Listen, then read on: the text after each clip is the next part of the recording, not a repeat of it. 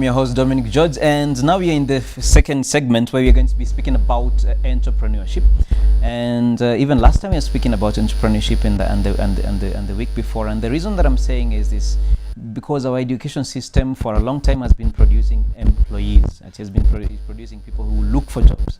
And the idea is for you to be able to make your own job, to be able to transform your deepest passions, your deepest talents into something that can give you money and at the same time create meaning and significance. And together with me is someone whose second name I keep missing, so I'm not going to introduce her. Welcome to the show. Thank you so much. Yes, so please just introduce yourself for our viewers. My name is Angela Nzioki. Nzioki. That's I keep Nzioki. Yeah, I keep saying Nzioka. Nzioki. Yes. So it's Angela Nzioki. I'm an entrepreneur in Nairobi. I run a financial technology company. So we build management software for small and medium-sized businesses. Anything from online accounting, payroll management systems, ERP.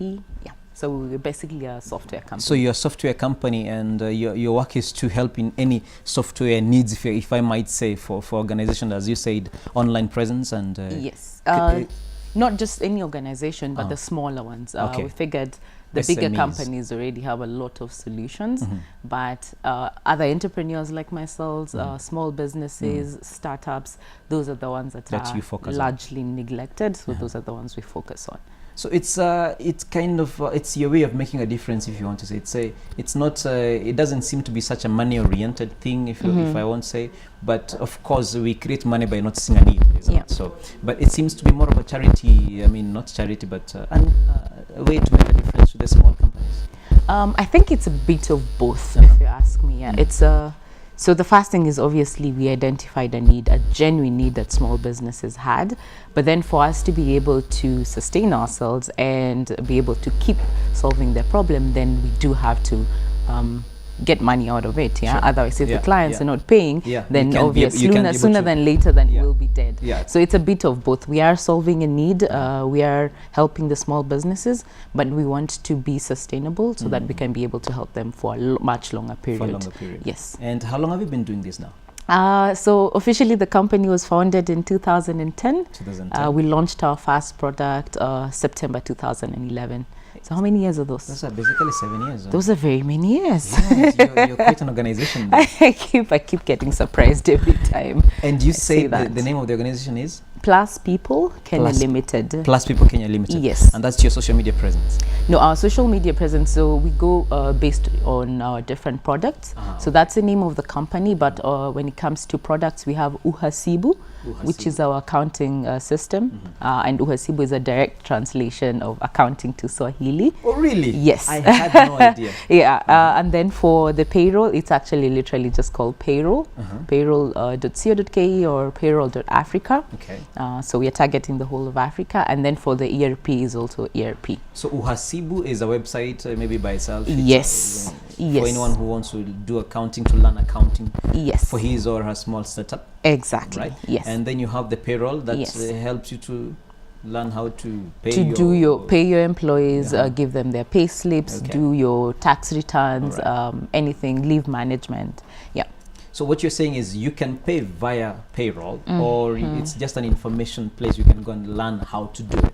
It's both. It's an information place, so you learn how to do it, you actually do it, and then you actually are able to automatically do all your tax submissions. Using the payroll? Using the platform automatically. So the only thing that you're left with is to do the final payments, and that you can either do from your bank or using M-Pesa. It's actually, we've completely made that process very, very simple for small businesses. Payroll.co.ke? Yes, or payroll.africa. Payroll.africa.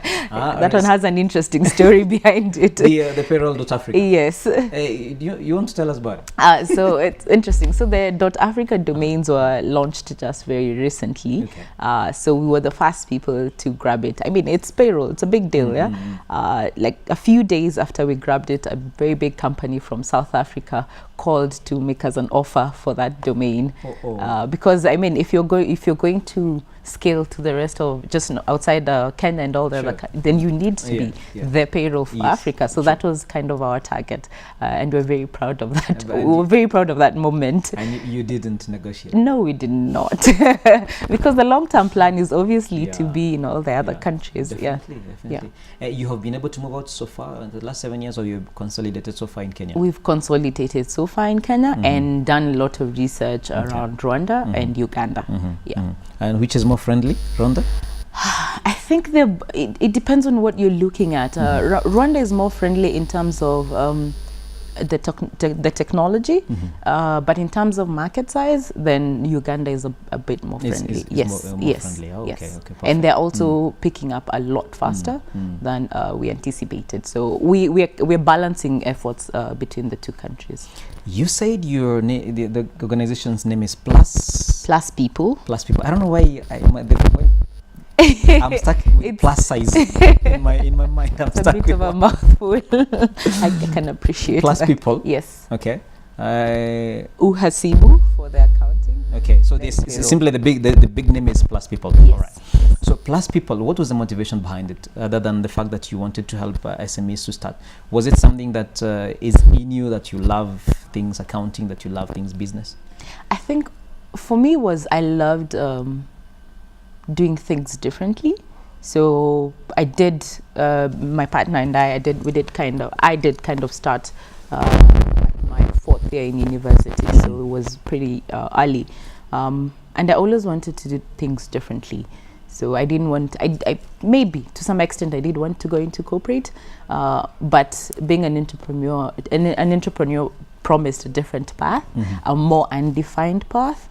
I wanted not just to be a drop in the ocean, but I wanted to be the ocean itself. So for me, the driving motivation was this whole unfigured thing that I wanted to be able to figure. So at that particular point, it wasn't really about the accounting or about the SMEs. It was about just finding a problem and figuring out how can I do it. That need and figuring out. Yes. That's what I want us to focus on. Yes. And we're going to take a short break right now, and we're going to be back with Angela Nzioki, and we are going to continue discussing on entrepreneurship and how you can be the entrepreneur that you need to be.